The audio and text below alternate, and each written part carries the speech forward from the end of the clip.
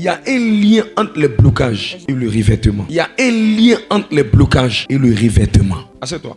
Chaque fois que vous voyez quelqu'un qui est bloqué, c'est pas le blocage le problème. C'est pas le joug qui le bloque là le problème. C'est le revêtement qu'il a qui est le problème. Parce que ce qu'on explique, on dit que le joug là sera brisé. Donc en d'autres mots, ce n'est pas... Il dit en ce jour-là, on va mettre sur lui la graisse et le joug sera brisé. Qu'est-ce que ça veut dire concrètement?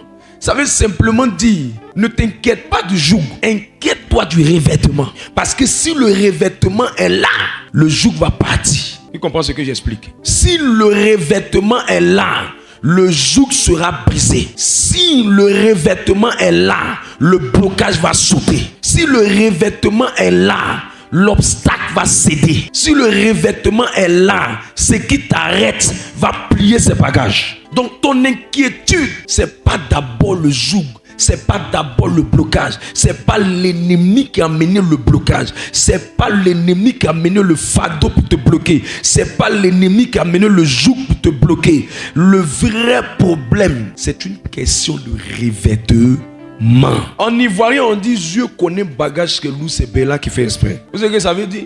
Ça veut dire que quand quelqu'un voit ce qui va le tuer, lui-même n'a pas besoin de parler. L'ennemi ne va jamais changer sa façon de faire. Mais quand il s'agit des personnes qui sont bien revêtues, l'ennemi va céder. Donc, la première manière, quand Dieu veut amener quelqu'un au revêtement, la première manière de Dieu de travailler, quand vous voyez Dieu agir dans la vie de quelqu'un par le vêtement, la première manière dont Dieu fonctionne, Dieu lui donne le vêtement parce qu'on appelle une vie de sanctification ou la transformation de son caractère.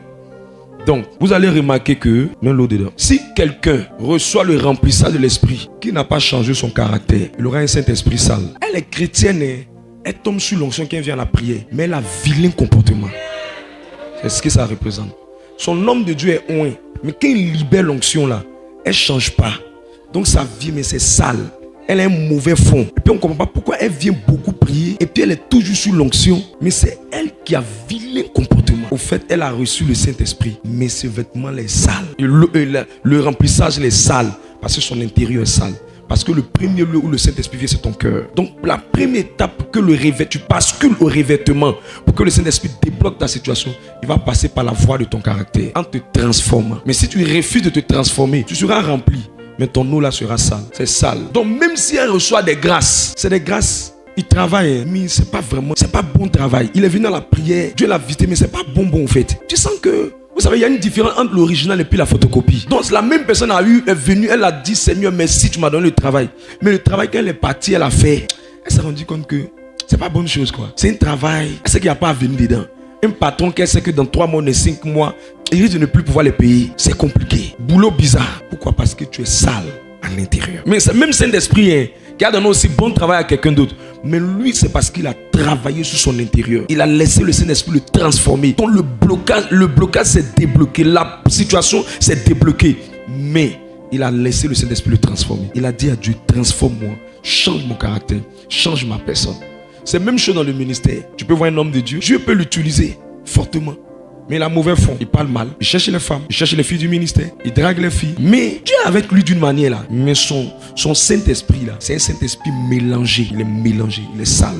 Pour arriver à ça, elle doit venir régulièrement à la prière. Venir à la prière. Venir à la prière. Continue. Jusqu'à ce que l'eau là, l'intérieur là, le Seigneur te transforme. Le Seigneur te transforme. Le Seigneur te transforme. Le Seigneur te transforme.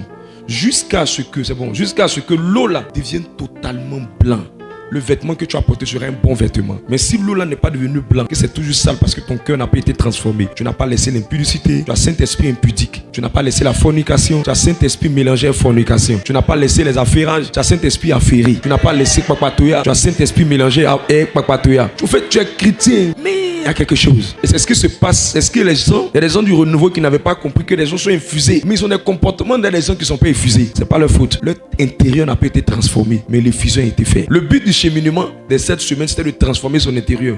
Mais il n'a pas laissé le message, il n'a pas laissé le cheminement le transformer. Il est juste venu. Mais l'eau là a été colorée. Et sa transformation n'est pas totale. Et quand c'est comme ça, Même si elle se marie, le mari qu'elle va avoir, Dieu va l'utiliser pour la transformer. C'est un foyer, mais c'est un foyer en eau de marat. C'est un foyer dur, c'est un foyer compliqué, c'est un foyer où il y a l'enfer. Pourquoi? Parce qu'ils ont triché, ils n'ont pas été vraiment transformés. Mais le Saint-Esprit lui vient travailler, il brise les joues. Donc il a brisé, il a ouvert, il a débloqué la situation. Mais toi, tu n'as pas été transformé. C'est pour ça que vous voyez des gens qui vont travailler, et puis après ils prennent son travail, après on prie, il trouve un autre travail, après il est en train de vagabonder là. Le but, c'est la transformation qui n'a pas été vraiment faite. C'est l'intérieur là qui n'a pas été vraiment traité. Ce que le Saint-Esprit veut, c'est que tu sois vraiment rempli. La deuxième étape, après avoir fini de travailler sur ton intérieur, pour que le Saint-Esprit travaille avec toi, la deuxième étape, c'est de passer beaucoup de temps dans sa présence. Beaucoup de temps dans sa présence. Et l'une des manières pour le Saint-Esprit de te faire passer beaucoup de temps dans sa présence, c'est de te faire vivre des périodes de solitude. Il va vous dire quelque chose. S'il y a trop de gens autour de toi, tu ne vas pas mieux te consacrer. Donc le Saint-Esprit va permettre aux gens, les bons amis de te laisser, les gens de te trahir, les gens de te frustrer, les gens de te blesser, pour que tu ne cherches plus l'homme, mais tu cherches lui seul. Au départ, tu as dit, oh, c'est compliqué. Mais c'est le Saint-Esprit qui est en train de faire ça parce qu'il veut que tu passes beaucoup de temps avec lui. Maintenant, il y a une grande différence entre chercher le Saint-Esprit et avoir une vie de prière. Quand le Saint-Esprit veut que tu passes beaucoup de temps avec lui, c'est pas pour venir prier beaucoup, non. Il veut passer des moments qu'on appelle des moments de romance avec toi. Il veut des temps où tu vas passer beaucoup de temps d'adoration. Oh, il y a des gens, tant qu'ils travaillent, ça va chez eux, ils ne vont pas le faire. Donc le Saint-Esprit les emmène au désert pour le faire. C'est pour débloquer la situation. Mais il doit l'amener au désert. Et quand il l'amène au désert, elle passe par des situations difficiles. Maintenant, pourquoi pour d'autres ça dure? Parce que ce temps-là, elle refuse d'aller passer beaucoup de temps avec le Saint-Esprit. Or, le Saint-Esprit te dit, tu es ma femme, viens, je veux passer le temps avec toi. Il faut venir rester moi un peu. Faut venir, on va rester ensemble. Faut rien me demander. Regarde-moi seulement devant le Saint-Sacrement. Passe du temps à moi. Adore. Dis-moi que tu m'aimes. Je veux passer beaucoup de temps avec toi. Dis-moi que je suis essentiel pour toi. Dis-moi que j'ai la première place dans ta vie. Moi, il y a des moments, je vais passer le temps avec le Saint-Esprit. Il me dit, faut pas prier pour un sujet. Faut me dire simplement ce que tu aimes, ce que tu veux. Je veux entendre des mots de ta bouche. Je veux entendre combien de fois tu m'aimes. Dis-moi des phrases. Dis-moi les choses que j'aime. Discutons ensemble, parlons ensemble. Et ma prière n'est pas une prière où j'ai venu dire Seigneur, je veux ceci, je veux cela. C'est juste pour lui dire Saint-Esprit, j'ai besoin de toi. Il faut me façonner, il faut me rendre bien. Il faut faire que je puisse bien servir. Je parle à l'esprit. On peut passer beaucoup d'heures de prière dedans. Maintenant, il y a une période de ta vie où tu dois passer par le désert pour passer beaucoup de temps. Parce qu'à une autre saison, tu ne pourras pas faire ça. Exemple très simple. Quand tu es célibataire, c'est une période pour mieux te consacrer. C'est pourquoi les plus grandes consécrations viennent dans les périodes de célibat. Une de mes filles spirituelles me disait que elle s'en va faire 12 jours de jeûne alors qu'elle est mariée avec quelqu'un. Il lui a dit, si lui-même n'est pas converti, ça va chauffer. Parce qu'à un moment donné, la personne va commencer à trouver que tu n'as pas le temps pour lui. Et ça peut créer des déviations. Donc, toi qui es célibataire qui m'entends, souvent ton célibat là, c'est pas un démon. Hein. C'est le Saint-Esprit qui veut que tu restes avec lui. Pour le moment, il dit, il faut me prendre comme ton mari. On n'a qu'à louer, toi et moi ensemble. On est ensemble. Ton pied, mon pied. Et toi, tu lui dis, Saint-Esprit dans mon mari. Il dit non. Afin de mari va rentrer dans ta vie là. Tu vois que ça sera difficile de gérer. 1, les enfants. 2, ta vie spirituelle. 3, vos projets. Ça sera trop difficile. Pour le moment là, il faut me donner les meilleurs moments de ta vie. Où il n'y a pas encore Bertin dans ton cœur. Il n'y a pas encore Florentine dans ton cœur. Il n'y a pas encore Ben. Il n'y a pas toutes ces personnes dans ton cœur. Quelqu'un comprend ce que je suis en train de dire? La troisième chose, c'est ce qu'on appelle prier beaucoup. Le jeûne et la prière. Le jeûne et la prière. Quand des hommes de Dieu ne se consacrent pas, quand des chrétiens ne passent pas beaucoup de temps dans la présence de Dieu, ils ont l'impression que Satan est trop fort, alors que c'est faux. Satan respecte celui qui est consacré, celui qui prie et qui jeûne. Jésus va dire en Matthieu 17, 21, il dit il y a une sorte de démon qui ne parle que par la prière et par le jeûne. Ça veut dire qu'il y a d'autres sortes de démons là. Eux, ils peuvent partir simplement si on dit au nom de Jésus. Mais il y a d'autres sortes de démons. Eux, ils ont besoin que tu aies des grades.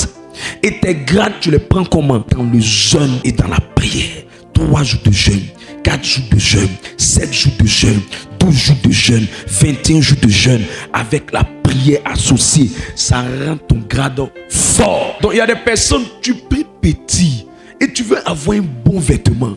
Tu pries peu, tu n'as pas de temps de qualité et de quantité avec le Saint-Esprit. Alors ça va chauffer. Est-ce que tu es là? Donne-moi un amen, je parle. Après le jeûne et la prière, l'autre chose qu'il faut faire, qui va t'aider beaucoup dans le remplissage et le débordement de l'esprit, pour que tu débloques tout ce qui est comme situation, qui va te faire basculer du remplissage au revêtement de l'esprit de Dieu. C'est qu'à un moment dans ta marche avec Dieu, il faut te frotter à des personnes qui portent des onctions. Les gens veulent que le Saint-Esprit fonctionne de la même manière tous les jours. C'est faux. Le Saint-Esprit fonctionne de diverses manières, mais c'est le même esprit, mais son mode d'opération est différent d'une personne à une autre. Ça veut dire quoi? Ça veut dire qu'en Actes des Apôtres, le chapitre 2, le Saint-Esprit est venu quand ils étaient en train de prier eux tous ensemble dans un endroit. Mais quand on évolue, on nous explique que pendant que Pierre prêchait en Acte 10, verset 43, on dit le Saint-Esprit, affiche-moi le texte, on dit que le Saint-Esprit est descendu sur eux pendant qu'ils prêchaient. Donc il faut te frotter à un père, il faut avoir un accompagnateur, il faut avoir un guide, il faut avoir quelqu'un qui te prêche, qui t'enseigne. Verset 44, il dit comme Pierre prononçait encore ces mots, l'Esprit Saint descendit sur ceux qui l'écoutaient. Donc l'onction va se transférer par quoi? Le revêtement va se transférer par quoi? Par le fait que tu es en train de suivre quelqu'un qui porte une onction, qui porte un revêtement. Et aussi par le fait que tu écoutes ce qu'il prêche. Parce que dans la prédication de quelqu'un, tu peux voir sa mentalité que Dieu a forgée. Par la prédication de quelqu'un, tu peux voir ce qui a fait, ce qu'il fait, ce qui a fait, ce qu'il est. Tu comprends? Par sa prédication.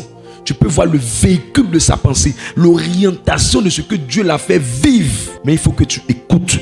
Tu l'écoutes en live, tu l'écoutes en différé, en mangeant les enseignements qu'il prêche sur sa page, dans ses audios. Il faut écouter pour que l'esprit la rentre en toi. La Bible dit en Ézéchiel 2:2, il dit pendant que l'esprit me parlait, l'esprit entra en moi. Jésus dit en Jean 6:63, il y a l'onction dans les paroles sont esprit et vie. Le vêtement que vous portez dépend de combien de fois vous êtes enivré de la parole, de l'enseignement et en suivant quelqu'un. L'autre manière par laquelle le vêtement vient, c'est par le service dans la maison de Dieu. C'est par le service. Le service dans la maison de Dieu. L'autre manière par laquelle on reçoit le vêtement, c'est la foi en Dieu. L'autre manière par laquelle on reçoit le vêtement, c'est par la révolte intérieure. C'est-à-dire que tu sens une insatisfaction dans ta vie. Et tu dis ça là, ça ne me plaît plus. Je ne veux plus jamais vivre ça dans ma vie. Seigneur, donne-moi le vêtement pour traiter ce problème-là. Et tu commences maintenant tu as un désir ardent, une soif forte. Mais cette soif-là vient généralement d'une rage, d'une révolte, d'une injustice que tu ne veux plus supporter, d'un problème que tu ne veux plus voir. Quelqu'un comprend ça? C'est comme ça que ça évolue. Est-ce que quelqu'un comprend ce que je dis? Donne-moi un amen.